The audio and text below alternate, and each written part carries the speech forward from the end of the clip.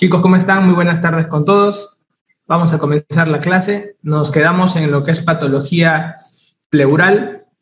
Habíamos acabado la parte de tromboembolismo pulmonar en la última clase. Ahorita vamos a hablar todo lo que es patología pleural, una cosa muy puntual, pero con bastantes datos que resumen uno de los temas más preguntados de la historia después de neumonía.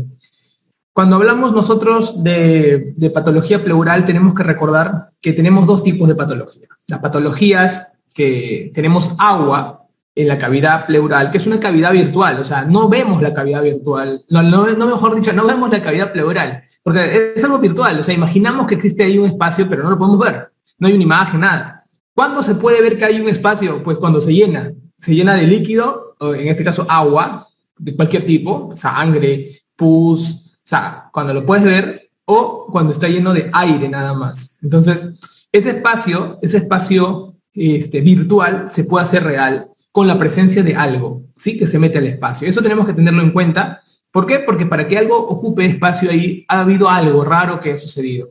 Y son dos cosas, básicamente. Y te lo voy a explicar bien facilito para que nunca lo olvides. El espacio se va a llenar acá por dos situaciones. La primera situación, como todo vaso sanguíneo, tú entiendes, nosotros en los vasos sanguíneos pueden salir agua en exceso, ¿no? ¿Por qué podría salir agua en exceso de un vaso sanguíneo? Por dos motivos. El primer motivo, porque hay mucha cantidad de agua, entonces por un aumento de la presión hidrostática. Y el otro motivo sería porque nada retiene el agua. Normalmente, nosotros cuando tenemos en los vasos sanguíneos, tenemos una molécula, que en este caso es la albúmina, que su función, de las tantas que tiene, es poder captar la mayor cantidad de agua, chapar el agua, meterlo al vaso sanguíneo. Entonces, cuando no hay poca albúmina, el agua también se escapa. Y eso tiene un nombre físico, se llama presión coloidosmótica. Algunas veces no hablan de coloidosmótica, pero dice presión osmótica, no. Esa es la presión coloidosmótica porque es el coloide, la proteína. Entonces, cuando hay una disminución de la presión coloidosmótica, pues disminuyen las proteínas, también se escapa el agua, ¿no? Eso tú lo sabes.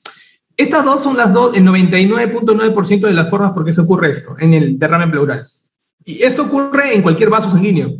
La diferencia es que en otros vasos puede ocurrir, por ejemplo, no por estos motivos, sino por un motivo más raro que se ve en las quemaduras, por aumento del espacio entre las células endoteliales. Se llama aumento de permeabilidad y eso ocurre en quemaduras. Por eso que los quemados se deshidratan el primer día y se mueren de shock hipovolémico. Entonces, pero esto en la patología pleural ese mecanismo no se usa. Se usa solamente dos mecanismos, aumento de presión hidrostática o disminución de presión oncótica.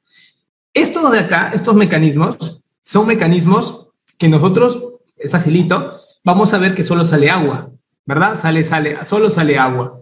Y si solo sale agua, esa agua puede regresar, ¿verdad? También podría regresar. Entonces, estos mecanismos son mecanismos que nosotros vamos a ver como es agüita pura lo que sale y regresa agüita pura, nosotros le vamos a llamar trasudado.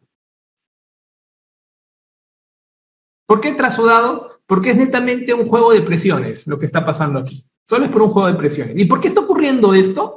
¿Por qué ocurre aumento de presión hidrostática? ¿Por qué disminuye la presión oncótica en general?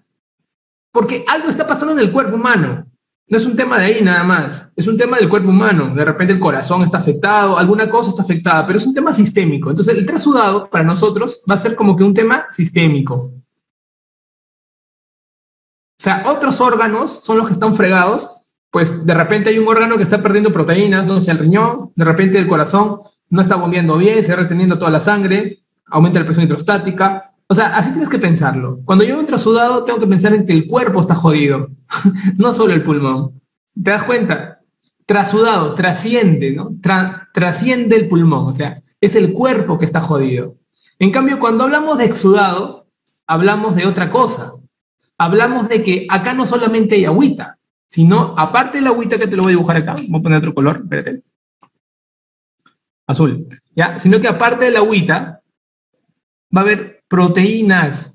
Y tú sabes que cuando hay proteínas en lugares donde no debería haber, ¿qué ocurre? ¿Qué ocurre? Vamos, piensa. Razona. En mi clase tienes que razonar. ¿Qué ocurre cuando hay proteínas en lugares donde debe haber agua nada más?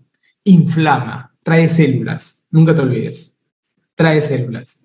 Entonces, nunca debería haber proteínas en lugares donde no deberían estar trabajando las proteínas. ¿Ok? Es un dato muy importante que quiero que tú puedas manejarlo, puedas saber. Entonces, acá, ¿qué vamos a poner? Exudado. Pero te comento algo, un secretito.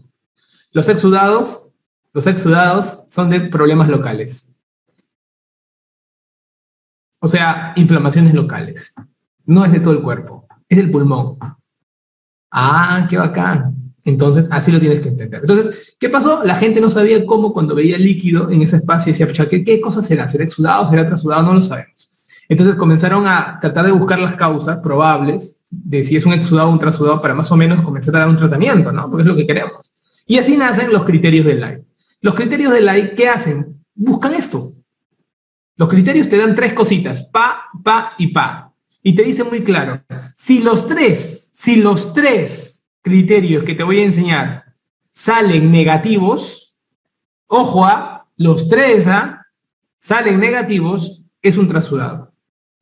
Pero, si basta que solo salga uno positivo, es un exudado. Ah, mira, con uno nomás y es exudado. Pero los tres tienen que ser negativos para ser trasudado. Perfecto. Entonces, esto preguntan, claro, ahí está el Fénix. Ahí está el Fénix, míralo. Entonces, ¿eso tengo que llevarme yo, doctor? Sí, claro, pucha máquina, de verdad, qué importante es esto. Entonces, primera variable que vamos a usar, ¿qué cosa es? La proteína.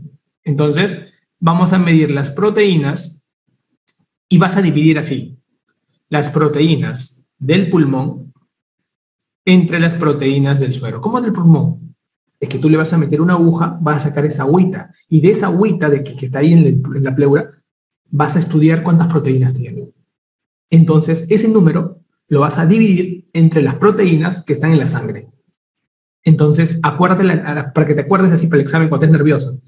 Pulmón está arriba, para que te acuerdes, ¿eh? Entonces, pulmón numerador, sangre denominador. ¿Ya? Entonces, proteínas del pulmón entre la sangre. Si esta relación es mayor o igual a 0,5, se dice que es positiva. Claro, pero ¿cómo va a haber más proteínas en el pulmón que en el suero? Por lógica, ¿verdad? Entonces, es porque hay una inflamación. Es un exudado. ¿Te das cuenta? Entonces, si sale esto, es un criterio positivo. El otro que se utiliza es el lactato, el LDH. Y el LDH hace la misma vaina. O sea, doctor, tengo que dividirlo entre el pulmón, o sea, la pleura, entre el suero. Sí, mayor o igual a 0,6 sale positivo. Otro, usas el mismo LDH. Y si te dicen, ojo acá, si te dicen que el LDH del pulmón, en este caso de la pleura, es mayor o igual a los 2/3 del límite superior normal del suero, también. Entonces, en otras palabras, en los exámenes, ¿qué ocurre? Les ponen a los alumnos 4 números. Les ponen proteínas de la pleura, proteínas del suero, LDH de la pleura, LDH del suero, ¿no? Y tú tienes que hacer esta conversión matemática. Y si tú ves que ocurre esta relación, sale así, tú dices que es exudado. Basta que salga uno, tú dices que es exudado. ¿Te das cuenta? Entonces, de eso se trata, entender este concepto. ¿Y las causas cuáles son? Para que ocurra esta situación. Vamos a comenzar primero con preguntas en general. ¿Cuál es la causa más frecuente de derrame pleural? La causa más frecuente son los trasudados. Primero. Claro, pero es más frecuente que todo el cuerpo esté jodido que solo el pulmón, ¿o no? Piénsalo. Claro, doctor, con lógica, doctor, pensando, ¿no? Pensando, varón, ¿no? Entonces, la causa más frecuente es insuficiencia cardíaca congestiva, la han preguntado más de 15 veces. O sea, si te preguntan esto, ¿cómo vas a fallar, hermano? Entonces, esto es importante. Después, todas las demás se relacionan con alguna cosa. Con las proteínas, básicamente, y con la presión hidrostática. Ya sea que eso es trasudado. ¿Te das cuenta? Bonito, ¿no? Entonces, mira, cirrosis, está jodido el hígado, no produce proteínas, ¿no? Síndrome nefrótico, el riñón te pierde proteínas, ¿no? Enfermedad renal crónica, maneja mal el agua, ¿no? El mixedema, ojo, mira acá. Han preguntado esto, la gente se fue de cara. Mixedema también hace componentes transudativos, por si acaso. Obstrucciones de vena cava, tiene que ver con la presión hidrostática, doctor. Perfecto. Así me quiero que todas han sido preguntadas, toditas, increíblemente toditas han sido preguntadas, chicos. Entonces no pueden fallar, tienen que estar súper concentrados. Exudados. En exudados la causa más frecuente es paraneumónico. ¿Qué cosa es un paraneumónico? Por algo dice neumónico, ¿no? Tiene que haber una neumonía, creo, ¿no? Entonces, ¿qué cosa es eso? Es un derrame que se va a presentar al costado de un pulmón inflamado. ¿Cómo es eso? 40% de las neumonías tienen líquido cerca al pulmón. Entonces, eso se llama derrame paraneumónico. Pero de estos 40% de neumonías, 99 se relacionan y se chupan. Y no pasó nada. O sea, salió y se metió. Pero 1% se complican. Y esta complicación puede ir aumentando en porcentaje de acuerdo al germen. Si el germen es más jodido, más fregado, pues aumentará más esto de manera grave. Entonces, esto es lo que tienen que tener ustedes en cuenta. ¿Ok? Un dato muy importante también del componente de exudados es las neoplasias. Todo cáncer en pulmón te da exudado. ¿Ok? Cualquier cáncer te da exudado. Cualquier cáncer. Doctor, pero yo he visto... No. Cualquier cáncer, así sea buena onda, te da exudado. ¿Ya? Acuérdate siempre de los componentes locales. Inmunológicos. Cualquier cosa inflamatoria, acuérdate. Pancreatitis, inflamatorio. Hemotórax, lógico. Pseudoquilotórax o quilotórax. ¿Te das cuenta? ¿Qué diferencia hay entre pseudo y kilo?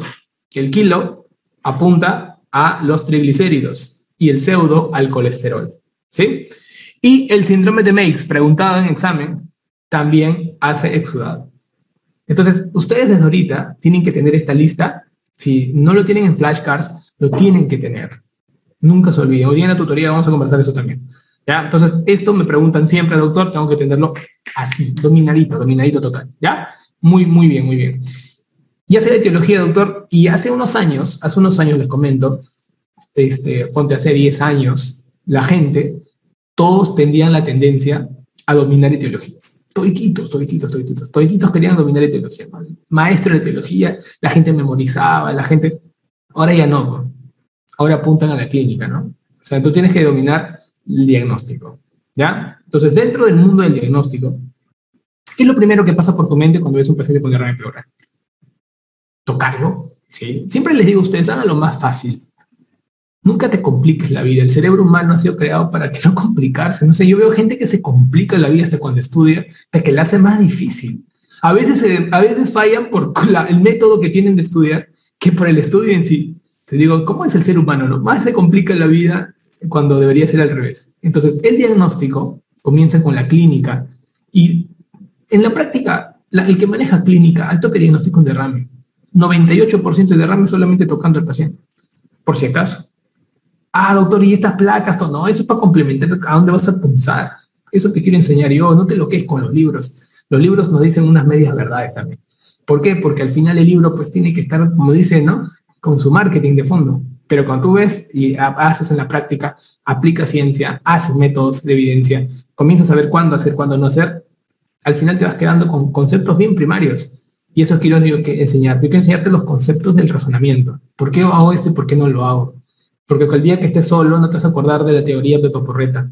Te vas a acordar de lo que verdaderamente te sirve, ¿no? Entonces eso es importante.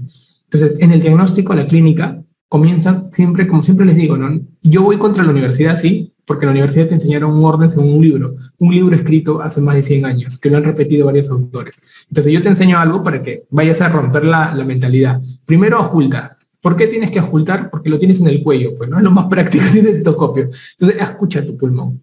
Entonces, si yo escucho el pulmón de un paciente que tiene agua aquí, ¿va a pasar o no va a pasar el sonido? Si es agua, el agua transmite mal el sonido. En cambio, el sólido transmite bien el sonido. ¿Sí? Transmite mal y el otro transmite bien. ¿Quieres hacer una prueba? Ya, mira. Párate detrás de una puerta. Pon un vaso con agua, lo pones ahí y pones tu oreja luego para que escuches a través del vaso con agua. Nunca vas a escuchar absolutamente nada. Nunca vas a escuchar nada, pero ahora te hago otra prueba. Agarra cualquier madera, una cajita de madera, ponlo igual ahí y vas a escucharlo bien. Y eso es lo que ocurrió cuando se inventó el estetoscopio. Entonces tenían que saber el sonido de las barricadas y poder ver más o menos cómo se jugaba la altura del sonido. O sea, es alucinante. Un día me gustaría hablar la historia de esa parte, pero la ocultación es básica. Y cuando tú ocultas, ¿qué sucede? No pasa nada. Entonces el murmullo vesicular, ¿qué ocurre? Está totalmente ausente. No se escucha. Tiene que decir que no se escucha nada. Nada, no se escucha. ¿Sí? Entonces tú dices, no puede ser que no se escuche, maldita sea. Tengo que valorar. Ahí, le pones la manito primero, pero no, a alguien no le vas a dejar de frente a un abrazo, ¿no? Una caricia, ¿no? Igualito, le pones la manito. ¿Eso cómo se llama? Palpación. Palpación. Y tú palpas, te quedas ahí, dile, no, di 33. Siempre se han enseñado eso, ¿no? 33. Pero es por la R. Si quieres, dile Raúl Romero, no importa el número. Un día un alumno le gritó a otro porque le dijo, no, es 33, no 40. qué tiene que ver el número? No, es que a mí me enseñaron así, ya, a ti te enseñan que la casa es cuadrada y todas las casas deben ser cuadradas, ¿no? Porque tú no has entendido el concepto de que la casa es un lugar donde tú vives y no importa la forma, pero a ti te dijeron la forma y tú te quedas así porque eres cuadriculadazo. Ok. Entonces basta en la R, o sea, vete al fundamento. Ok, razona. Es tan difícil, ¿no? Pero a la gente no le gusta porque genera trabajo. Entonces, palpa y dije cualquier número con R. R con R, dile, guitarra. Ya, ¿y qué pasa ahí? ¿Cómo están las vibraciones vocales? No hay, pues, el agua transmite mal. Miércoles, ¿qué cosa será? Y siempre comparando con el otro pulmón. ¿Sabes quién es el que te sopla? El otro pulmón. No tu profesor. Te va a soplar el otro pulmón. El otro pulmón siempre te dice cómo está este pulmón. Siempre va a ocurrir eso. Pucha máquina. Y después que ya no puedo, no, yo sí lo toco. Pa, pa, pa. Y le metes, ¿qué? Percusión. Y en la percusión, ¿qué notas? Hay 2 sonidos nada más en la percusión. ¿Quieres saberlo cómo son? ¿Cómo es ese sonido de la percusión? Es muy sencillo. Ponte en el piso, pon tu dedo y tócalo. Se siente duro, ¿no? Piedra, ¿no? ¿Qué significa eso? Está pesado. No se siente. Es como que estuvieras agarrando. Nosotros por un tema de terminología médica le decimos matidez a eso. Pero básicamente es una forma de palpar, como percutir una cosa sólida. Entonces es la matidez. Y hay matidez positiva, le decimos. ¿Sí? Porque hay 2 sonidos nada más. Es algo que no se siente y otra cosa que se siente como un hueco y como eco, ¿no? Entonces le decimos hipersonoro y a esto le decimos mate. Nada más, es la única diferencia, ¿eh? Entonces, una vez que tú haces esto, tú dices, doctor, esto es un derrame pleural. Entonces, tu primer diagnóstico debe ser un derrame pleural. Entonces, vamos a hacer un diagnóstico diferencial ahorita rapidito. Yo te pregunto a ti, ¿y por qué no una neumonía? Ahí está. ¿Por qué no una neumonía? Y tú me tienes que responder solo con una palabra. Solo con una sola palabra. ¿Por qué no una neumonía? Porque una neumonía va a tener vibraciones vocales elevadas. Solamente con este proceso ya eliminaste en la pregunta neumonía, que es lo que todo el mundo va a confundirse. Ya, mataste a un enemigo, ¿eh? Mataste a un enemigo. Ahora, segundo enemigo. ¿Y por qué un neumotórax? Porque neumotórax tiene que ser hipersonoro. Y no lo tiene. Y ya mataste a un segundo enemigo. Ahora te viene el peor enemigo, el tercero. ¿Y por qué no una telectasia? Que es un pulmón colapsado, chupón. Y ahí te viene la duda. La máquina, de verdad, doctor, podría ser porque la telectasia tiene estas 3 cosas. Tiene murmullo vesicular negativo, vibraciones vocales negativas y matidez positiva. Entonces, el versus verdadero es con atolectasia. Pucha, bacán, doctor. Y ni me digas, y doctor, y fibrosis, no te pases, pues oye, la fibrosis es un velcro, es un crujido, no sea, pues oye, ¿qué te pasa? Ya, entonces, doctor, acá va a estar el versus, claro. Por ese bendito versus es que nosotros tenemos que pedir imágenes. Ahora entiendo, doctor. ¿Acaso tú creías que le pedimos a todos por imágenes por pedir? No. Entonces, vamos a hacer una imagen. Y ahí comienza el mundo de las imágenes. ¿Sí? Entonces, las imágenes, hoy día, la gente prefiere el ecógrafo. ¿Por qué? Porque el eco no te irradia, está al pie de la cama el paciente, no haces cola con un radiólogo, o sea, te da mejores datos. Eso es lo chévere. Pero, como no todos los centros tienen un ecógrafo, tenemos nuestros rayos X que al menos está en la mente de toda la gente cuando piensa en pulmón. Así que son las 2 cosas que tú tienes que tener en cuenta. ¿Sí? Si tienes una eco, bacán, pero tienes que tener un buen ecografista para que te hagan. Hoy los médicos ya manejamos ecografías en otros órganos. Yo, por ejemplo, me volví un experto ecografista en el sistema cardiovascular. Pero por obligación, cuando ya dominas, eso siempre te lo voy a decir a ti como médico, cuando tú dominas una partecita y ya conoces más o menos la visión, tienes un poco la idea, te vas a chapar y vas a comenzar a expandirte en otros órganos. Pero es por un tema de que los médicos somos curiosos. No tanto porque lo hagamos por una necesidad obligatoria, pero es por curioso. Hacemos eso. Entonces yo siempre le digo a la gente, hoy comienza con algo chiquito, ¿no? Por curiosidad vas a ir creciendo, pero porque somos curiosos los médicos. Entonces, por ese lado, la ecografía, yo les invito a ustedes que aprendan ecografía, porque es valioso. No tienes que ser radiólogo para hacer una ecografía, pero sí tienes que dominar los principios para interpretar bien la imagen, ¿sí? Y la radiografía, lógicamente, es fundamental para poder, más que todo, saber que sí existe un tema de derrame. Entonces, En la ecografía se ve así, como pueden observar ustedes, se ve así todo negrito. Negrito completamente, el pulmón incluso se ve como nada, como una isla, así está nadando el pulmón, ahí, ¿no? La lengua, ¿no? Como se dice, y tú puedes medir los pozos, ¿no? Y ojo, cuando ustedes hagan una ecografía o vayan a acompañar a un paciente que le haga una ecografía torácica por derrame pleural, tengan cuidado algo. Siempre el ecografista dice, te voy a marcar esta zona para que puncen aquí. Siempre te dice eso y el paciente te lo llevas a la hospitalización y luego alguien por ahí, héroe, le hace la punción y de repente no sale. Y dice, oh, pero qué raro, ¿por qué no sale nada? Está marcado. Es que justamente el sistema de marcaje no fue creado para que te marquen y luego te vayas. El sistema de marcaje ha sido creado para que se puncen en el mismo momento de la ecografía. Por eso que cuando hagan marcaje, se puncen en ese momento. No después, porque no sabemos en qué posición pusieron al paciente. ¿Sí? Entonces este es un dato muy importante. El otro dato que quiero que recuerdes es que la ecografía nos va a permitir medir con mejor exactitud los volúmenes, definitivamente. Te define mejor el volumen que la radiografía. En la radiografía, ustedes van a acostumbrarse a ver tres cosas. Tres cosas. Lo primero que van a averiguar ustedes es cuál es lo mínimo, o sea, cuál es el primer signo, cuál es el primer signo que se ve en una radiografía. ¿Por qué te pregunto esto? Porque tenemos maestros de medicina hoy que son muy clásicos y a veces nos preguntan esas cositas, ¿no? ¿Cuál es el primer signo o el primer lugar que se llena de agua dentro de una caja torácica? Entonces, para esto no podrías hacer la evaluación, la valoración, no la puedes hacer con una imagen pues, de frontal como lo ves aquí, ¿no? Lo tienes que hacer con una imagen de perfil, ¿ok? En la imagen de perfil, ustedes van a ver esto. Siempre la parte posterior la van a ver más grande que la parte anterior. Y la parte posterior es la primera que se va a llenar. Siempre es así. Eso se llama ángulo costofrénico posterior, ¿ya? Este es el primero. Vamos a ponerlo acá.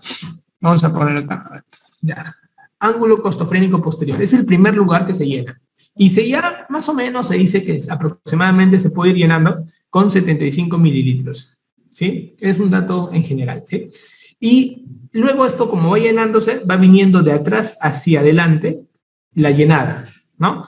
Entonces luego ya comienzas a ver la siguiente pregunta, ¿no? ¿Con cuánto de volumen ya no se ve el diafragma, ¿no? ¿Con cuánto de volumen ya no se ve el diafragma? Entonces, más o menos, apuntas un promedio de 150 mililitros, ya el diafragma prácticamente está copado, totalmente copado. Con 150 ya está totalmente copado. Es un dato muy importante. El tercer dato es la curva de Damasó. La curva de Damasó. La curva de Damasó es esto que están viendo acá. Es una imagen en la cual el agua se va en esta forma. La pregunta es, ¿por qué esta punta siempre se va hacia arriba? Porque la región axilar tiene la mayor presión negativa y por eso es que jala más esa parte. Y aquí viene una gran pepa de medicina para ustedes.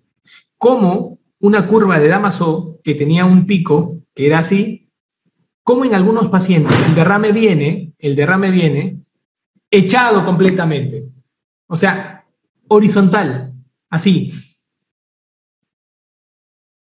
Completamente echado. Doctor, acá no hay curva de Damasó. No, no hay curva de Damasó. ¿Y esto por qué podría ocurrir? Porque entró aire. Entonces, estos pacientes ya no se llaman solamente derrame pleural.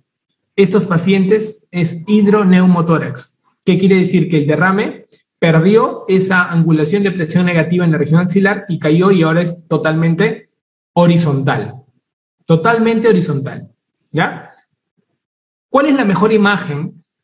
Si tú pones un versus entre ecografía, radiografía, y de repente por ahí tienes dudas, que de repente hay algo oculto.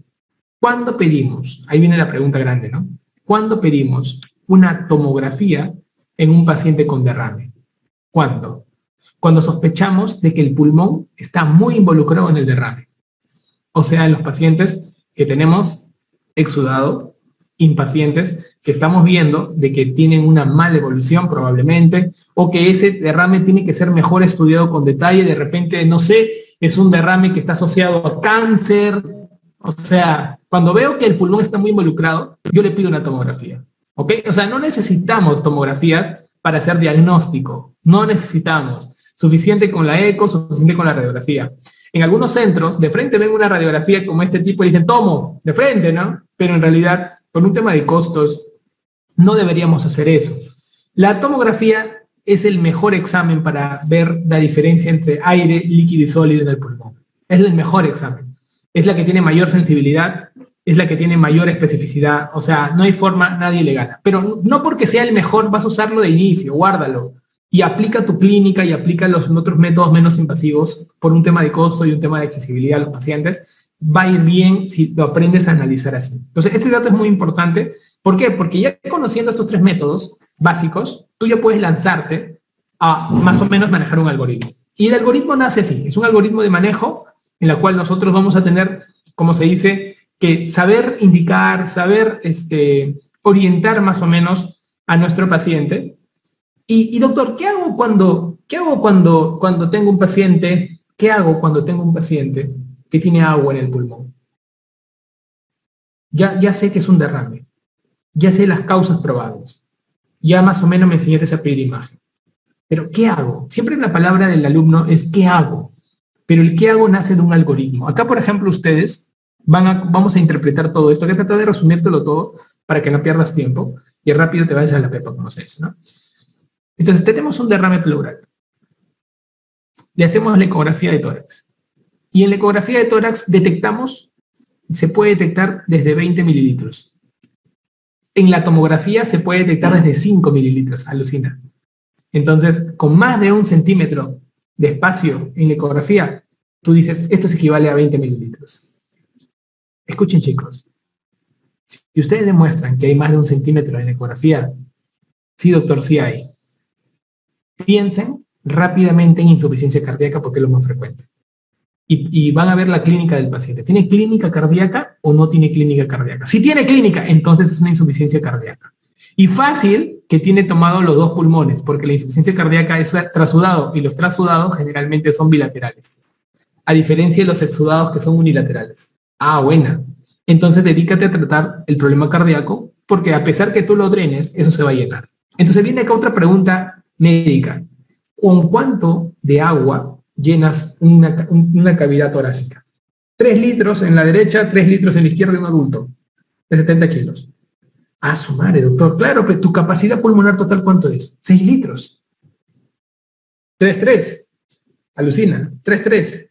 Entonces, un pata que se le llene, tú lo punzas. Si tú le punzas a un cardíaco, una vez me llamaron, ¿no?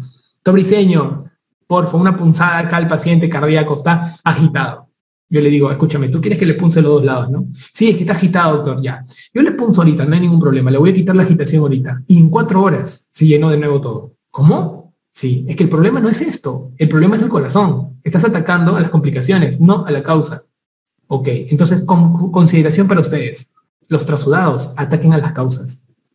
¿Quién está originando? Porque recuerda que estás llegando hasta el pulmón, pero ese no fue el original. El origen fue sistémico. Eso es lo que tienen que hacer ustedes. ¿Ok? ¿Qué pasa, doctor Briceño, si esto no es una insuficiencia cardíaca? Ah, ok. Puede que no sea una insuficiencia cardíaca. No, no es una insuficiencia cardíaca. Entonces voy a buscar otras causas probables que me pueden llevar, como se dice, al estudio. ¿Sí? Esto es muy importante para que ustedes puedan analizar un poquito. ¿Ya? Analizar un poquito. Ahora, dentro del análisis, si no es una insuficiencia cardíaca, que es lo más frecuente, yo tengo que obligatoriamente entrar al mundo de la toracocentesis. ¿Con qué fin? ¿Con el fin de poder descubrir la causa? Probablemente. Entonces, ¿cuáles son las indicaciones de toracocentesis? Así son puntuales, chicos. Número 1, cuando tengo un nuevo derrame, que es unilateral, porque los cardíacos eran bilaterales, ¿te acuerdas? Sí, pues, que no tiene diagnóstico. Y esta es la causa más frecuente. Número 2, cuando tengo un tumor maligno con un derrame mayor de 1 centímetro, lógicamente, para poder saber si el tumor ya llegó al derrame. ¿Qué pasa cuando hay un tumor en el pulmón y ya se derrame? Ya no se opera, no se hace nada ese tumor. Es el estadio clínico 4, es el más avanzado de todos los tumores. El paciente tiene una sobrevida la más baja que puede existir. Entonces, ¿vale la pena o no decirle si va a vivir poco o no? O mejor dicho, ¿darle buena calidad de vida o no? Sí, doctor. Entonces, por eso es indicación. Tercera indicación. Yo tengo una neumonía y tiene un derrame que tiene más de 5 centímetros. Esto también tiene que punzarse. ¿Por qué? Porque tiene alta probabilidad de que se vuelva pus. Y cuando se vuelve pus, cambia de nombre. Y eso me vas a enseñar. Te voy a enseñar ahorita. Otro detalle. Si yo tengo un paciente que tiene insuficiencia cardíaca, pero tiene síntomas atípicos, ¿también lo voy a punzar o no? Sí. Entonces, ¿cómo son síntomas atípicos? ¿Qué quiero decir aquí? Por ejemplo, el pata tiene insuficiencia cardíaca, más fiebre, más un daño unilateral. ¿Era común eso? El cardíaco era bilateral, ¿no? Pero ¿qué pasa si es unilateral y encima tiene fiebre? Eso no es normal, porque de repente es otra cosa que tiene ahí y estamos echándole la culpa a la insuficiencia cardíaca. Ese detalle quiero que recuerdes, ¿sí? Muy importante. Entonces, esto ustedes me lo aprenden, y les va a ir excelente, ¿ya? Con esto ustedes van a quedar muy bien en este grupo y ya saben cuándo hacer la toracocentesis en estos pacientes. Doctor, ¿y si tiene menos de 1 mililitro? Porque no tiene más de 1, o sea, tiene menos, solo observa para nada más. Ok, entonces, ¿se han dado cuenta qué bonito cómo razonamos los médicos? Hacemos un algoritmo ordenadito. Perfecto, doctor, claro que sí. Ya, ahora imaginemos que hemos hecho esto. Ya hemos punzado el líquido y vamos a ver si es exudado o extrasudado, ¿no? ¿Qué cosa hay que buscar? Cuando uno punza al paciente, tiene que hacer un estudio de líquido. Y en el estudio de líquido hay muchas variables que te pueden más o menos hacer suponer si estás ante una enfermedad u otra. Ejemplo, a nivel bioquímico, estudiamos la glucosa. La glucosa, cuando está muy baja, siempre pensamos en infecciones, por ejemplo, ¿no? Hay algunas situaciones, por ejemplo, en glucosa baja que se ve en la artritis reumatoide también, por ejemplo. Estudiamos el pH para ver si es un pH también bajo. Si vemos que el pH, por ejemplo, es menor de 7.2, decimos que es empiema. O sea, date cuenta, mira, cómo cambian de nombre solamente con variables, como las partes bioquímicas. También vemos la citología. En citología vemos polimorfonucleares. Por ejemplo, los polimorfonucleares están súper elevados en empiema. Nos guiamos mucho de empiema. Pueden aparecer los eosinófilos, que ya miraremos abajo también algunas cosas, y los linfocitos. Qué interesante. Imagínate que tú tengas un montón de linfocitos. Lo primero que piensas hacia la cabeza? Dos cosas. Tuberculosis y neoplasia. ¿Te das cuenta? O sea, indirectamente te puede ayudar o no te puede ayudar. Claro, doctor, me puede ayudar. O sea, me puede predisponer. Claro que sí. Claro que sí. ¿Sí? En la microbiología se manda para cultivo. Siempre pedimos cultivo de 2 tipos. En Perú, de 2 tipos. Hongos y gérmenes comunes y para tuberculosis. Siempre pedimos en todo derrame pleural cultivo para tuberculosis, muchachos. ¿Ya? Y pedimos ADA para P. Si sale más de 45, suponemos que puede ser tuberculosis. Puede ser. Entonces, estas cositas pedimos en un frasquito. Acá pedimos 2 frasquitos. Acá pido 2 frascos más para gérmenes y para TB. Ya van 4 frascos y mi 5.º frasco. Entonces, siempre que hago un estudio de líquido, pido 5 frasquitos para sacar la muestra y mandarla. ¿Sí? Entonces, nosotros pedimos 5 frasquitos más un frasco grande donde mando 100 mililitros y le pongo abajo para block cell. ¿Qué significa esto? Que cuando lo centrifuguen van a haber células mesoteliales y me puede sospechar un cáncer. Eso hacemos siempre. ¿Sí? Acá un poquito, vamos a ponerlo en grande para que tú veas algunos tipos de líquidos que podemos encontrar. Observa acá. Por ejemplo, podemos encontrar líquidos transparentes, amarillos, así son el trasudado, ¿no? También le llaman urinotórax, ¿no? Podría ocurrir. Cero sanguinolento, así color sangre. ¡Ay, doctor, mire ese color sangre! Hemorrágico, podría ser hemotoras, podría ser de un tromboembolismo, también hacen así los derrames, los tromboembolismos, algún cáncer también podría hacer así, por ejemplo, ¿no? Purulento, ¿no? Tipo marrón, empiema, podría dar, generalmente tipo yogur, ¿no? Ruptura de esófago también podría dar, pero eso va con comida. La ruptura de esófago tipo Boerhaave van con comida, lo hemos visto en cirugía general. Acá vemos lechosos, ¿no? Blancazos, ¿no? Quilotórax, ¿no? Los quilotórax, causa más frecuente, trauma torácico, ¿no? Segunda causa, linfomas. Pregunta siempre que viene, ¿ya? Entonces, te das cuenta, ¿no? Pucha, sí, bacán, doctor. Ahora, hay que hacer un diferencial también, maestro. Hay que hacer diferenciales. ¿Cómo es los diferenciales, doctor? Mira acá. Ya conociendo el líquido, la gente se puede poner a discutir, ¿no? Cholo, vamos a comenzar a discutir, compadre. A ver, de repente esta causa, tenés esta causa, se comienzan las discusiones, ¿no? Entonces, los diferenciales nacen aquí. Ejemplo. Insuficiencia cardíaca. Vamos a hablar de insuficiencia cardíaca. En el caso de la insuficiencia cardíaca, lo más frecuente es encontrar un derrame bilateral y que sea trasudado. O sea, todo debe salir negativo para hablar de insuficiencia cardíaca. Perfecto. Para marcar tuberculosis, ¿qué me puede salir? Esto, mira. Exudado unilateral donde salen linfocitos. LDH ya da alto. El PCR puede salir positivo, ya lo hablamos en la clase de tuberculosis. El PPD también apoya, el gran y cultivo. Generalmente sale negativo el cultivo, por eso que no va muy bien. Y esta es la pregunta que siempre viene, ¿no? El diagnóstico definitivo, que lo voy a poner con subrayado. El diagnóstico definitivo es la biopsia pleural. ¿Qué cosas se ven? Los granulomas. Hay gente que le saca biopsia con una aguja que se llama aguja de Abrams. Es una aguja metálica que le saca muestras. ¡Au! Manda 1. ¡Au! 2. Sacamos la muestra y lee adiposito, maldito. No sacó nada. Entonces vuelven nuevamente a intentar y mandan. Cuando 2 veces han fallado, ya lo meten a sala de operaciones. En sala de operaciones lo metemos, le metemos unos tubos especiales, selectivos, el pulmón lo colapsamos, entramos con trócares por el tórax, miramos la cavidad por dentro y vemos las pleuras más congestivas, más rojitas. Parece telaraña, tipo Spider-Man que le ha metido rojitas. Hay una zona de así que tú vas a ver, mira. Hay una zona de así como que recontra rojitas, así, mira. Así.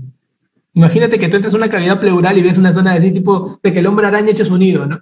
Entonces tú miras eso, entonces esto lo muerdes, estas cosas los muerdes, porque ahí están los granulomas, eso rojito, así intensivo, te comes, sácate mínimo 3 muestras siempre, una puede fallar, te quedas con 2, entonces te sacas, ¿no? Este es el diagnóstico, han venido más preguntas de examen en los últimos años aquí, ¿ya? También tenemos derrames lechosos, los derrames lechosos pueden ser por quilotórax, por pseudoquilotórax. Acá quiero narrar un poquito porque han venido preguntas dirigidas. En quilotórax se ven en casos ¿cuáles son sus causas de quilotórax, chicos? Rotura de los conductos torácicos, que pueden ser por traumas o tumores. Triglicéridos son elevados. No se confundan, ¿eh? Hay gente que ha caído porque ha visto quilotórax, colesterol. No, pucha, doctor, qué bruto, doctor, era triglicéridos. Hasta una hemotecnia. Tratamiento, ¿qué le hacemos a los quilotórax? Nada. Le bajamos la dieta, que bajen grasas, porque acuérdense que toda la grasa se va por el conducto linfático. Entonces, tratamiento conservador, dieta con triglicéridos de cadena media, que permiten una absorción mucho más rápida, y lógicamente se coloca un tubo de drenaje, ¿no? Le colocamos un tubo para que por ahí salga todo ese líquido en exceso, porque eso se convierte en un empiema. Y esta de la cirugía con ligadura del conducto, si no mejora, en realidad en la práctica no se hace. ¿Ya? En los libros está ahí, pero en la práctica no se hace porque es bien jodido. Lo que sí se está haciendo mucho es el uso de octreotide. Ahí lo pueden agregar. Uso de octreotide para disminuir justamente esa llegada de grasa en cantidad al conducto torácico. El pseudoquilotórax es un derrame de larga evolución asociado a cuadros inflamatorios crónicos, por ejemplo, tuberculosis y artritis reumatoide. Acá no se tiene que ver nada con el conducto torácico, nada. Acá sí, para diferenciar de quilotórax, acá vemos que el colesterol está elevado, es importante, hay que ver la causa de fondo y evaluar el problema de decorticar. ¿Qué es decorticar? Decorticación es cuando una persona entra al tórax y la pleura está tan engrosada que parece una cáscara, un pellejo, y se arranca toda la pleura para que el pulmón que estaba siendo atrapadito se expanda totalmente. ¿Sí? Eso se llama decorticación, quitar la pleura con una técnica quirúrgica que nos permite pelar la pleura, como si estuvieras pelando una naranja, así pelas el pulmón. ¿Sí? Bien. ¿Hay algunas enfermedades autoinmunes que se pueden relacionar también con los líquidos? Claro, claro que sí. Dentro de ellas, las más preguntadas son artritis reumatoide y el lupus. La artritis reumatoide ataca más a varones, es más unilateral del lado derecho. Siempre digo derecho por right, porque te acuerdas de AR, de R de right, derecho. Y también tienen el pH bajo y la glucosa muy baja. Casi prácticamente parecen un cuadro de empiema, ¿no? El lupus, en cambio, es bilateral, es exudado, ojo, lógicamente. El pH generalmente es normal, a diferencia de la R, y la glucosa es normal también, a diferencia de la R. Esta sería una muy buena pepa para diferenciar derrame por lupus y derrame por AR, ¿no? El complemento está bajo, el ANA está alto. Y en el hemotórax, esta ha sido pregunta últimamente, y lo hemos puesto acá, porque había gente que estaba cayendo. ¿Qué es el hemotórax? Hemotórax es sangre en la cavidad pleural, ¿sí? Y acá quiero recordarte esto, unas pepitas de hemotórax, ¿ya? Primero, más del 50% del hematocrito, si hay gente que te pregunta, oye, he sacado sangre de la cavidad torácica, ya. Si tú lo centrifugas y el hematocrito es mayor del 50% del hematocrito en suero, tú dices, esta vaina sí es un trauma. Entonces, el corte del hematocrito que se estudia en hemotórax es más del 50%. ¿Ya? Podemos encontrar eosinófilos cuando hay sangre en cavidad. ¿Y el manejo cuál es? En leves, si tiene menos de 350 mililitros, no le pongo nada. Es una pregunta que siempre me hacen los alumnos, ¿no? Doctor, hay un paciente que se ha caído, mire su placa. Veo la placa, miro si es verdad, el diafragma está tapado. Tú sabes, se tapa el diafragma con 150 mínimo. Claro. ¿Con qué dice la eco? Le pregunto al toque. Dice que tiene 200 nomás. Ya, obsérvalo nada más. ¿Que no le pongo tubo? No. Mira, acuérdate la clase que hemos hecho. Entonces, mira que dice acá, menos de 350. No, no se pone nada. Observa, míralo. ¿Sí? Bacán. ¿Cuándo le pongo tubo? Si es moderado, o sea, si es más de 350, o pues si es un paciente que ha tenido un cuadro masivo, ¿no? O sea, viene paciente con falta de aire, ¿no? Con disnea, porque tiene un accidente, y le coloco un tubo. Entonces, y ese tubo que se le coloca después del examen físico. No se le coloca tubo. Mira, yo te digo algo. Imagínate que estamos los dos juntos solitos en un tópico ahorita. Y llega los bomberos. Sí, señor, ¿qué trae? Doctor, lo traigo a este paciente, le acaba de agarrar el carro. Ahí ya. El paciente está inconsciente. Listo, examínalo. Doctor, la presión está baja. ¿Cuánto tiene? 90,60. Y es joven. No tiene por qué tener eso. Entonces, hacemos toda la evaluación del politraumatizado, ¿no? Vía aérea, toda la evaluación. Pero ¿qué vemos en el estudio cuando estamos haciendo la evaluación del tórax? ¿Pasa bien acá? Acá no pasa muy bien. Y haces el examen, todo igualito como hemos hecho hoy día, ¿no? Y está matidez. En cambio, acá está normal. ¿Tú crees que en ese momento, en los centros, de repente no hay radiografía, no hay nada? Entonces, ¿qué hago? Tráeme una jeringa de 20. Jeringa de 20. Pásate un ABOCA 18. ABOCA 18. ¡Pum! Se lo meto acá. Quinto espacio intercostal, línea axilar media. Y jalo. Y sale sangre. Suficiente. Se llama toracocentesis positiva. En ese momento seco al lado. Ya, trae todo el equipo. Traen el equipo. ¡Pum! Tubo adentro y ¡pum! Pura sangrecita. En ese momento, hasta su saturación, todo comienza a mejorar, todo. Y acá es donde quiero enseñarte un secreto, chicos. Si tú al meterle el tubo, mira lo que te estoy enseñando, ¿eh? Si tú al meterle el tubo sale más de 1500 en ese momento, pides sala de operaciones y preparas al paciente para meterlo a sala de operaciones. Si el paciente drena más de 200 mililitros por hora, por 3 horas consecutivas, también es otro criterio de meterlo a sala. Esto lo vamos a ver en cirugía cardiovascular cuando veamos en la fase 2, pero estos dos datos quiero que recuerdes desde ahorita. ¿Cuándo operas un kilotórax? 2 datos nada más te quiero que te lleves ahorita, ¿ya? ¿Cuándo opero un kilotórax, un hemotórax? En estos 2 datos. ¿Okay? Y acá el tubo, nada más, coloco tubo. A cualquier hemotórax que vea, que tenga más de 350, le meto su tubito. A cualquiera. Pero en estos 2 casos, donde al meter el tubo yo veo más de 1500, o al meter el tubo veo más de 200 mililitros por cada hora, yo lo meto a sala. Por ejemplo, hay casos donde vienen así, doctor, le falta un poco el aire, a ver, le examinamos todo, está tranquilo, ya, como está estable, yo le pido una imagen, ya le pongo una imagen, pero si el pata viene totalmente inestable, el paciente viene con predecensor y todo, y encima tú encuentras que esto está mate, esa vaina es hemotórax. Le metes la tóraco primero con aguja, sale positivo un poquito de sangre, listo, botas, trae todo el equipo, le metes el tubo y ¡fum! Que salga. De repente sale, imagínate que sale 500.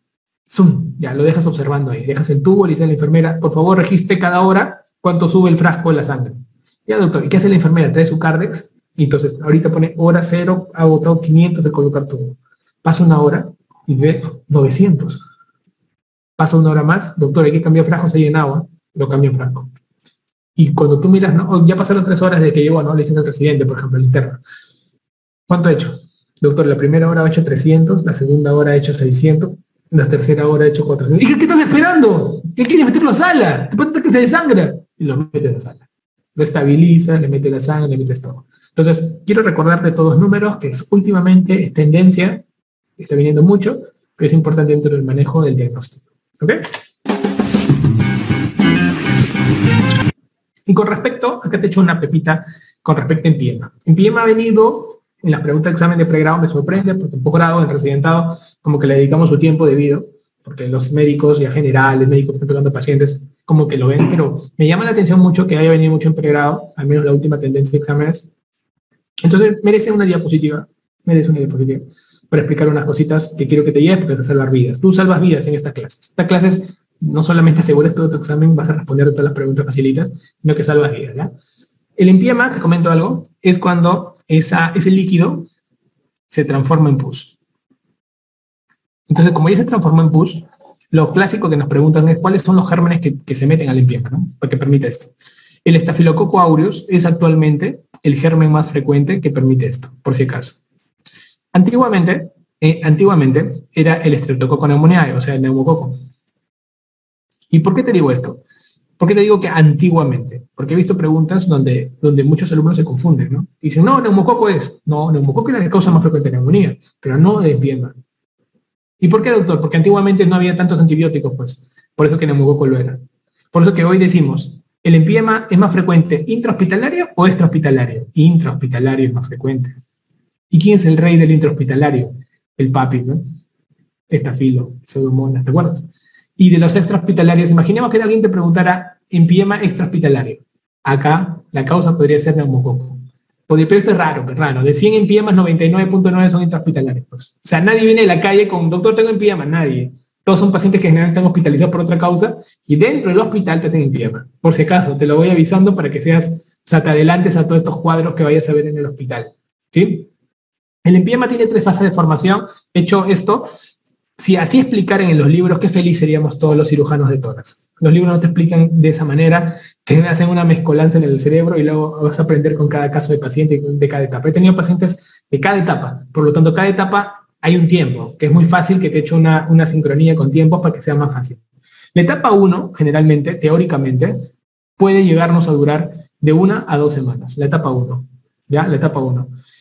Esto te lo digo ¿por qué? Porque yo con temas de pregunta de examen y con fines de que tú resuelvas, siempre les digo, ponte que te dura 1 semana. ¿Por qué? Porque la fase exudativa del empiema es la primera fase y trata de lo mínimo que va a durar es 1 semana, lo mínimo. Hasta 2 semanas puede durar y todo bien, sí, pero lo mínimo es hasta 1 semana. ¿Ya? Luego hay una fase que es la fase fibrino-purulenta. Esta fase puede durar 2 semanas, o sea, tranquilamente, después de la primera semana, imagínate, lo mínimo, y ya van 2 semanas. Si te das cuenta arriba, ¿qué dice? Chapa todo lo después de la primera semana, hasta 6 semanas después te dice, ¿no? Pero ¿qué pasa si tú te aprendes así? Vas a pensar que puedes tener tiempo, ¿no? Y no, yo te quiero enseñar algo, no vas a tener tiempo. Entonces, trata de pensar así. 1 semana exudativa, la siguiente semana ya estoy en fibrino purulenta, para que te des cuenta. ¿Por qué te digo esto? Por un tema quirúrgico. Por un tema quirúrgico. Y esto lamentablemente los libros no resaltan bastante esto. ¿Ya? Pero sí lo resaltan los libros de cirugía. Entonces, ¿qué quiero decirte? Que después de un tiempo, que es la etapa 2, que es fibrino purulenta, y lamentablemente no nos enseñan con tiempos, ni preguntan con tiempos. Te dicen, ¿cuáles son las etapas nomás? Exudativa, fibrino proliferativa. Pero no te hablan de los tiempos. La gente no es muy clara en el tiempo. ¿Por qué? Porque es muy variable. Como ven, es muy variable. ¿Cómo va a durar de 1 a 6 semanas? Hay casos con 2 semanas, con 1 semana. Pero lo mínimo, siempre yo digo, primera semana exudativa, segunda semana fibrino purulenta. ¿Por qué? Porque si tú tratas a cualquier paciente antes de 2 semanas con el empiema, el paciente se resuelve en el 100%, sin necesidad de ir a cirugía. Por eso que es importante este tip de especialista. ¿Sí? Luego, de la última etapa, después de la fibrino purulenta, viene la etapa proliferativa, donde hay fibrina bien consolidada, como se dice, madera dura, madera durísima. ¿Ya? El pulmón está atrapado. Entonces, en la fase exudativa, el derrame se considera no complicado. Hay 2 tipos de derrame. Yo te voy a enseñar a ti que ustedes han escuchado hablar del derrame paraneumónico, ¿no? Ya, el derrame paraneumónico se llama simple y también se llama complicado. Simple cuando tiene bacterias, cuando no tiene bacterias, y complicado cuando tiene bacterias. ¿Sí? Entonces, este derrame paraneumónico que se está presentando, primero simple no tiene bacterias y complicado ya tiene bacterias. Y cuando ya tiene bacterias comienza todo el proceso exudativo. Y ahí pasamos a la etapa 1. O sea, el derrame paraneumónico complicado es la fase exudativa del empiema. ¿Ya? Para que lo recuerdes así. Y con esto te has ahorrado un montón, porque hay gente que dice, doctor, ¿qué es un derrame paraneumónico? Y ahorita metí unos floros, me acuerdo una vez en un webinar, un maestro, hasta que le metí un florazo a un alumno de buen cirujano todo, pero no tenía el concepto de que es paraneumónico simple o complejo. Y al final el alumno es una mezcolanza en la cabeza, mezclando lo que un maestro decía, lo que dice en sus clases y lo que dice los libros. Te voy dejando estas cosas claras como para que lo tengas muy, muy presente, ¿ya? Entonces, estos exudativos responden excelentemente bien al tubo de drenaje. Tú le metes el tubo a estos señores, su tubo se drena todo, todo, todo. Y ojo, ojo, ojo. Si tú, por ejemplo, ¿sabes quiénes son los que más se benefician de esto? Los niños. ¿Por qué? Porque hasta la fibrina purulenta, tú le metes el tubo y se mejora todo. Si los niños, ¿por qué? Porque en los niños usamos uroquinasa. Le metemos uroquinasa por el tubo de drenaje. ¿Con qué fin? Con el fin de que así sea fibrino, pueda drenarse todo sin necesidad de ir a cirugía. Es muy importante esto que les acabo de decir. ¿Ya? ¿Qué pasa cuando el paciente entra a fase proliferativa? El pulmón está atrapado. ¿Qué es atrapado, doctor? O sea, así tú le metes el tubo, hay demasiada cantidad de fibrina. Entonces el tubo lo metes y ni fregando se expande. No sale nada, hermano. Ese tubo no se mueve. Está duro ese pulmón. Entonces tienes que entrar a decorticación. Estos pacientes entran a decorticación. ¿Cómo se llama cuando un pulmón tiene la pleura como piedra atrapando al pulmón? Se llama, hay varios nombres que se usan de la antigüedad y que hoy día también viene y el alumno se asusta, ¿no? Fibrotórax. Entonces dice, oye, este está en fibrotórax, dicen, ¿no? Fibrotórax. ¿No? Una le dijo a un alumno que es un fibrotórax, me dijo un tórax fibroso. No te pases. Un fibrotórax es una pleura que se ha hecho tanta fibrina que atrapó el pulmón y esa vaina no se sale ni con tubo ni con nada. Tienes que entrar a hacer una toracotomía. Imagínate, oye, si tú no drenas a tiempo a estos pacientes, le tienes que meter un raje así, ¡za! ¡za! Te metes y pelas todo el pulmón. Está mucha vaina, ¿no? Mucha vaina. Entonces, pero esa es pregunta examen. Cuando te pongan fase proliferativa, decorticación. Fase exudativa, fibrina pulmonar, tubo de drenaje. Y los niños se benefician mucho más de la fibrina, los fibrinolíticos. ¿Te imaginas? Fibrinolíticos en el tubo, no en la vena, no vas a abrir fibrina de los vasos sanguíneos. Aquí es de la fibrina que está ahí en la cavidad pleural. Es bueno para que lo puedas manejar y ya sabes cómo se maneja el empiema. Acá te dejo un poquito los procedimientos del tubo de drenaje. Me encanta explicarte esto. ¿Por qué? Porque esto es algo frecuente en los hospitales y no les explican a ustedes. Acá vamos a hablar un poquito. Normalmente la cavidad pleural está en negativa, presión negativa. Tanto en inspiración como en expiración. O sea, no importa en qué momento estés de la respiración, siempre es una presión negativa. ¿Sí? Ahora, acá está el pulmón completamente expandido, ¿no? Ahí se retira un tubo de drenaje cuando está expandido el pulmón.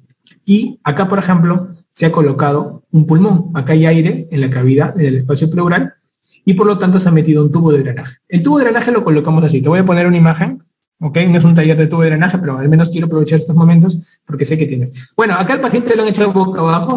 Nunca echamos casi al paciente boca abajo. Depende del cirujano, acá lo han hecho por un tema académico, pero todo es mirando arriba, ¿no? Y acá dividen la línea axilar posterior, línea axilar media, línea axilar anterior, ¿no? Más o menos entre el quinto y sexto espacio se coloca el tubo. Línea axilar media, quinto espacio intercostal, miren cómo se colocó, pum, y luego se fija con un hilo al tórax. Y, lógicamente, esta es una fotito de la decorticación, miren cómo se pela la pleura. Esta están haciendo una decorticación por VATS. Hoy en día todos así casi por VATS, pero la decorticación es uno de los problemas más grandes porque a veces no se puede y tienes que convertir, y tienes que abrir el tórax. Es una toracotomía. Entonces, este tubo, ¿qué hace? Mira, se coloca y se pone a una fuente de presión negativa. ¿Por qué como fuente de presión negativa? Es un frasco cualquiera, incluso tú entras a YouTube y vas a buscar cómo crear un frasco de tubo de drenaje. Es bonito. Y caserazo. ¿Y qué ocurre? La cosa es que esto es un tubo que tiene, se supone, un chupón que tiene una presión negativa. ¿Con qué fin? Que el tubo que se le pone al paciente, miren esta parte ya, porque hay alumnos que la han fregado. El tubo que sale del paciente tiene que estar como el tubo que entra al agua. ¿Ok? Y aquí hay un truquito que les digo a mis alumnos. Mira, esto tiene que tener una profundidad de 2 centímetros. No más ni menos, 2 centímetros. ¿Por qué? Porque estos 2 centímetros que tú metes equivalen a una aspiración de menos 20 centímetros de agua. ¿Ok? Y esto de acá, al jalar, se va a expandir la presión.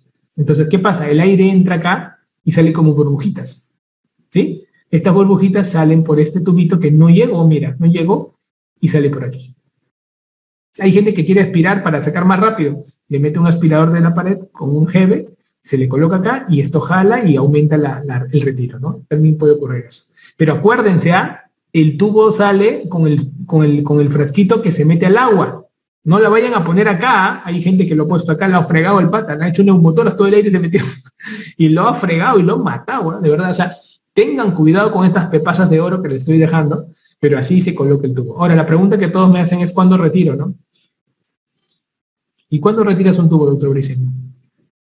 El pata cuando inspira, la columna, acá hay una columna, más o menos, entonces que se mueve para arriba y para abajo, ¿no? La columna de agua se mueve así. Entonces yo, para retirar, yo le digo, hay leyes, ¿no? La primera ley es de que no debe haber ninguna burbuja así hagas esfuerzo. Entonces, no tiene que haber burbujas para retirar. Yo le digo, tose, entonces el agua, la columna se mueve así. Pero no sale ninguna burbuja, no debe salir burbujas. Quiere decir que está bien, bien sellado ya el pulmón, ya cicatrizó bien y ya no hay comunicación con bronquitos ni nada, ni alveolos, entonces no hay burbujas. Ese es el primero. El segundo criterio es que el líquido que botas en 24 horas tiene que ser menor de 200 mililitros. ¿Qué pasa si tú botas más de 200? Tú lo quitas y se sigue llenando en cavidad torácica. ¿Te das cuenta? Entonces, con estos dos que hay acá, aseguras de que no haya agua y no haya aire. Suficientes conceptos para poder retirarlo. Todos los demás conceptos que la ciencia inventó, que el padre YouTube y Facebook inventaron, eso es cuentazo, ¿ya? Pero acá tienes que buscar dos situaciones puntuales. Que no me, asegúrame que no se va a llenar de aire cuando me quites el tubo. Y segundo, que no me voy a llenar de agua. Se acabó. ¿Sí? Muy bien. Y en el caso de neumotórax, es mucho más fácil. Es mucho más fácil el neumotórax. ¿Qué te quiero comentar acá en neumotórax? El neumotórax, ¿cómo se estudia? ¿Han visto qué bonito cómo hemos estudiado todo derrame? Es alucinante y muy hermoso, ¿no? Has tomado decisiones, has tomado criterios. Igualito, acá también es muy sencillo. Observen acá. En neumotórax, ¿por qué? ¿Qué es neumotórax? Es aire, el otro era agua, ¿no? Del derrame, acá es aire. Entonces el aire está acá, está en la cavidad pleural. ¿Y qué pasa? El aire cuando sale, pues no deja que el pulmón se expanda, entonces al pata le falta el aire, ¿no? Y aparte que el aire duele, el aire duele en pleura. Entonces el paciente se queda que viene a la emergencia. Y tú dices, fácilmente tiene neumotórax. Entonces, ¿cuál es la causa de neumotórax? Las causas pueden ser, la más frecuente son traumáticas, ¿sí? Traumáticas que te caes, un accidente, ¿no? Traumáticas. Hay una causa, ¿no? También puede ser iatrogénica, por ejemplo, una toracocentesis. Imagínate que es una tóraco y pum, lo pinchas al pulmón. Y luego, doctor, neumotórax, ¿te das cuenta? Entonces puede ser traumático y iatrogénico, o puede ser espontáneo. ¿Cómo es espontáneo? En espontáneo es que de la noche a la mañana hay neumotórax, ¿sí? Y esto puede ser primario o puede ser secundario. ¿Cómo es primario? Primario está asociado a las bulas. Generalmente son personas que tienen un fenotipo característico. Son personas longilíneas. Longilíneo es largo, alto, flaco, en periodo de estiramiento de la caja torácica, por ejemplo, la pubertad, se está estirando el hombre, y en ese momento la parte de las bulas, la zona apical pulmonar, al estirarse, pues genera una presión negativa y ¡pum!, se rompe la bula, que es una área de debilidad o, me decir, pulmón debilitado en la parte de la punta del ápice, y al debilitarse, ¡pum!, se rompe, entonces el pata desarrolla aire que se escapa y genera neumotórax, ¿sí? Entonces, esto de acá se ve mucho en los fenotipos de ese tipo de alumnos, de pacientes, flaquitos, delgados, edad entre los 15 y 20 años, ¿no? Característicos. Y los neumotórax secundarios espontáneos son que, por ejemplo, tienes alguna enfermedad y esa enfermedad te hace neumotórax. Por ejemplo, tuberculosis, por ejemplo, asma, de repente con tanta tos del asma o de la tuberculosis misma termina rompiéndose un neumotórax y pum, eso se llama causa secundaria, ¿sí? Pero tenemos dos, espontáneas y traumáticas, ¿sí? Hay una causa que le llaman catamenial, que es básicamente asociada a las endometriosis. ¿Por qué? Porque hay tejido endometrial que está en el pulmón y cuando le viene su periodo de regla, también sangra en el pulmón y ahí rompe y puede irritar y puede desarrollar neumotórax, ¿sí? Los catameniales. Entonces, así se trabajan las causas. El origen fisiopatológico. Hay dos formas de que un neumotórax te fastidie. La primera forma es que el aire sale, normal, y vamos a llamar neumotórax simple. ¿Qué es un neumotórax simple? Aire en cavidad. Aire en cavidad. Hay un neumotórax simple, aire en cavidad. Nada más. Llega la emergencia, de repente el pata viene y dice, oye, pucha, tienes neumotórax. ¿Cómo hacemos para sacar ese aire, Dios mío? La duda que se te va a meter a la cabeza, ¿no? Pero hay otro que es un neumotórax, que es el neumotórax, atención, Este es aire en cavidad, pero expandible de manera rápida. ¿Cómo es eso? Hace un efecto más o menos de este tipo. Entonces, miren. Ven acá como un efecto de tipo fuga. Fuga. Y este aire aumenta. ¿Y qué hace? Colapsa el mediastino. ¿Y qué colapsa? Al colapsar empuja la vena cava superior, sobre todo, entonces disminuye el retorno venoso.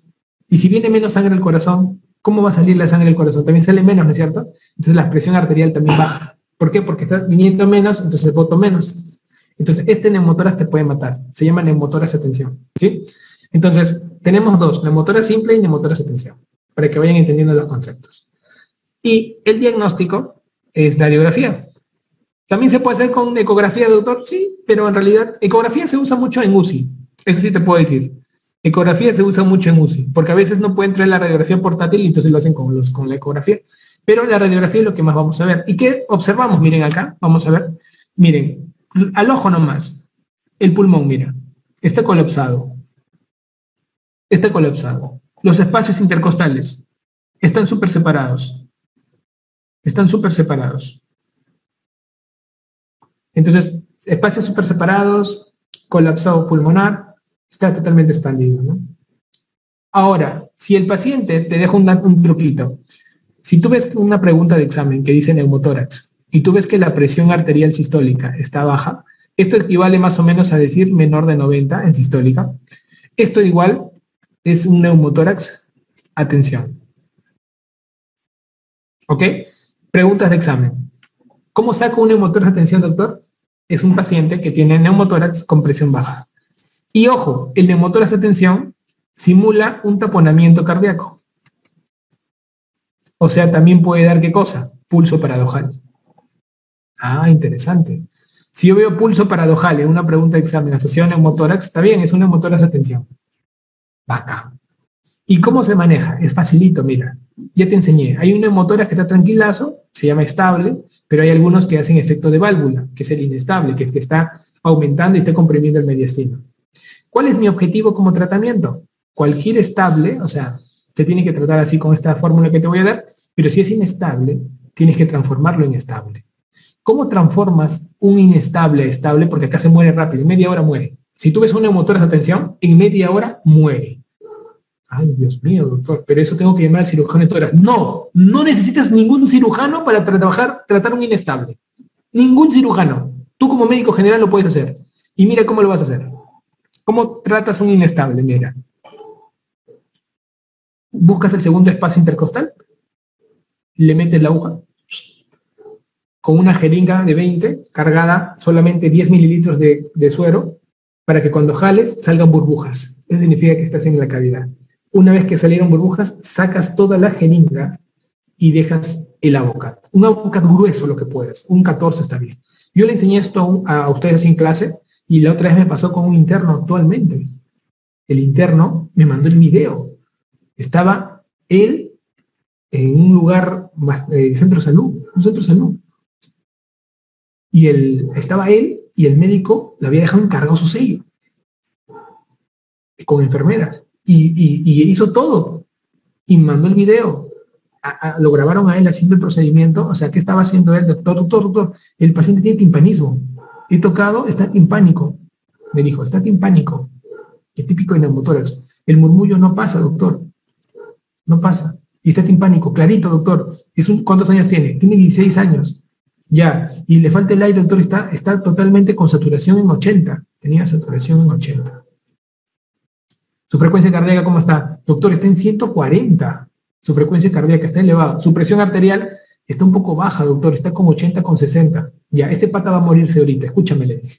Dios mío, doctor, no. Escúchame. Tipo, mismo, no sé si han visto Búsqueda Implacable. ¿Ya? Yo mismo era el pata, ¿no? Yo era Liam Neeson en ese momento. Escúchame muy bien. Voy a buscar. Entonces, en ese momento, el alumno, doctor, ¿qué hago? Escúchame, llegó el momento de demostrar que eres médico de verdad, hermano. O sea, tú te la has pasado en el Instagram, subiendo tus videitos de resumen, te la has pasado en el Instagram dando consejos de la vida, te has pasado en el Instagram ayudando a todo el mundo entero, O sea, escúchame, llegó el momento que te vuelvas hombre a todo nivel. A todo nivel. No tengas miedo, por favor.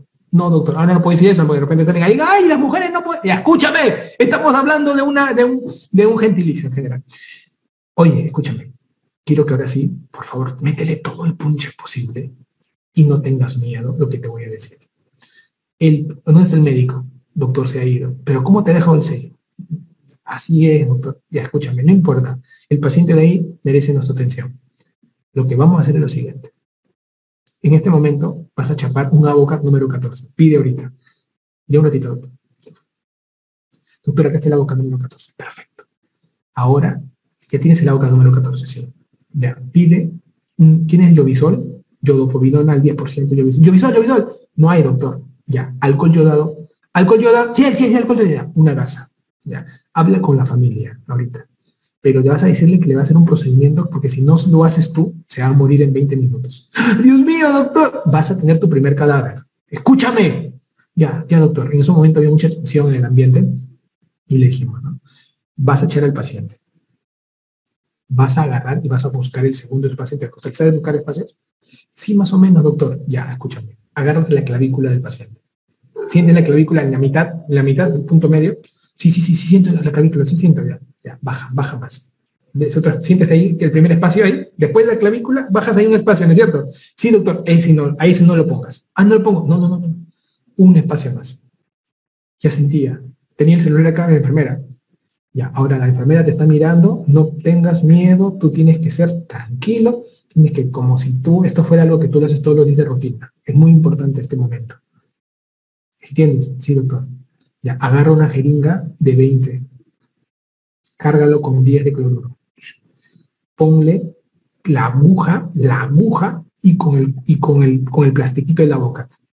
Ya, doctor, escúchame, vas a punzar en 90 grados. Ya, vas a meter y vas a sentir hueso. Ya.